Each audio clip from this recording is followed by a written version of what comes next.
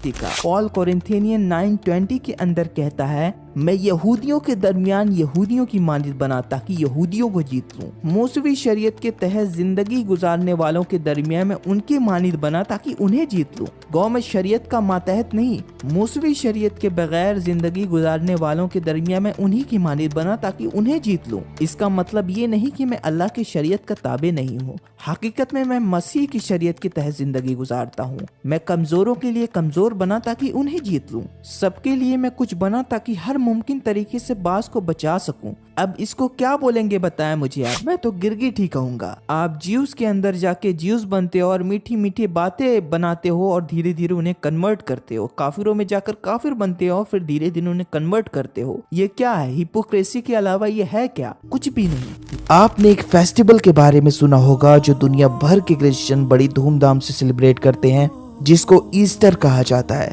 ये इसी महीने यानी अप्रैल में ही मनाया जाता है कि किस तरह जीसस मौत के बाद दोबारा जिंदा किए गए। ये ईस्टर मौत पर जीवन की जीत का उत्सव है कि जीसस ने किस तरह मौत को हराया और दोबारा जिंदा हुए। पर एक क्रिश्चियन फेस्टिवल का नाम ईस्टर क्यों है, ये आपने कभी सोचा है? और ये नाम आखिर पड़ा क्यों? कहाँ से ये वर्ड आया? I mean, अब ऐसा तो नहीं है ना कि चलो जीसस की आज डेथ हो गई तो उनके नाम का एक फेस्टिवल बनाते हैं। ये फेस्टिवल पहले से था, बस इन्होंने क्या किया कि किसी और गॉड की जगह जीसस को रख दिया, जैसे इन्होंने क्रिसमस के साथ किया। ओ हम लोग 25 दिसंबर को फला गॉड का जन्मदिन सेलिब्रेट करते हैं, तो क्यों ना अब हम जो है क्रिश्चियन इस दिन जीसस का जन्मदिन मनाएं। आई थिंक कि ऐसा ही हुआ होगा।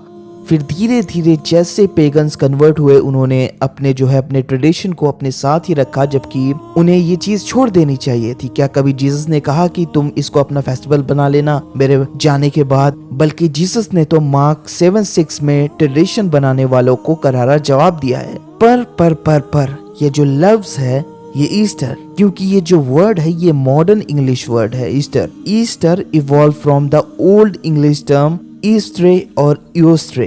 ये वर्ड ईस्ट्रे और यूस्ट्रे से निकला है, जो एक देवी का नाम हुआ करता था, एक पेगन देवी का। 8th सेंचुरी के अंदर एक एंजेलो डैक्सन जो एक जर्मन ग्रुप था, उसके मॉन्क ने एक किताब लिखी थी द रेकनिंग ऑफ टाइम, जिसमें उसने इसी लफ्ज के बारे में बताया कि ईओस्ट्रेमोनाथ जो ओल्ड इंग्लिश वर्ड है, न्यू इंग्लिश में होगा मंथ ऑफ ईस्टर, जिसको इसी महीने यानी अप्रैल में ही मनाया जाता है। उसने कहा इस महीने का नाम उनकी एक जर्मनिक देवी पर रखा गया था, जिसको ईओस्ट्रे कहा जाता था, जो goddess of spring and fertility थी। और इसी महीने में वो उसको सम्मान देते थे, उसके लिए उत्सव किया जाता था। अब ये ना भूलें कि ये जो जर्मन ग्रुप था एंजेलो डैक्सन, ये लोग पहले पेगन थे। 5वीं सेंचुरी में जर्मन से ये ब्रिटेन आए थे और साथ में अपने बिलीफ भी लाए। आगे चल के जब ये क्रिश्चियन बने तो इन्होंने अपने ओल्ड बिलीफ को न्यू बिलीफ के साथ मिक्स कर दिया। अब उन्हीं में से एक बंदा ये बात बोल रहा है, अब इससे बड़ा क्या प्रूफ चाहिए कि ईस्टर पेगन फेस्टिवल है।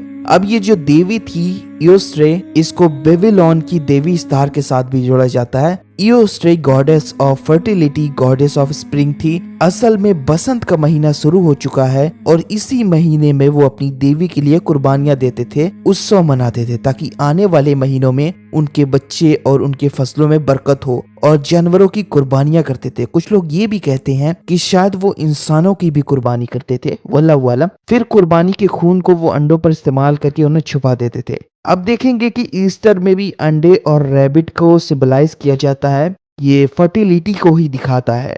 तो बेसिकली ये पूरी की पूरी चीज जो है एक पेगन धर्म से आई हुई है। पर नहीं, oh Islam is pagan religion, Allah is Satan, नाउज बिल्ला। पर ये अपने फेस्टिवल और रिलीजन पर कभी भी गौर नहीं करते। ये सारे पेगन्स फेस्टिवल के साथ Jesus peace be upon him को जोड़ा ही गया इसीलिए ताकि ये लोग पेगन्स को कन्वर्ट कर सकें, चाहे न्यू ईयर हो, क्रिसमस हो या फिर ईस्टर। बाकी आप लोगों की क्या राय है, आप क्या ख्याल करते हैं, मुझे कमेंट बॉक्स में जरूर से बताएं। वीडियो को लाइक करें, शेयर करें, चैनल को जरूर से सब्सक्राइब करें। मैं आपसे मिलूंगा फिर एक नई वीडियो में। God bless you all.